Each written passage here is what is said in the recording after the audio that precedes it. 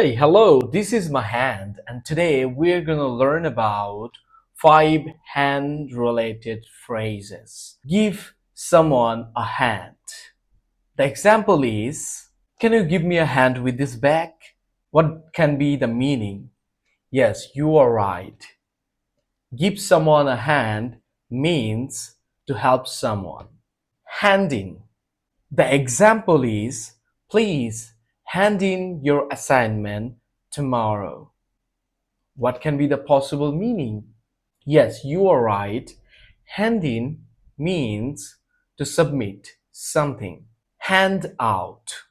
The example is, the teacher handed out the exam papers to everyone. What can be the possible meaning? Yes, you are right.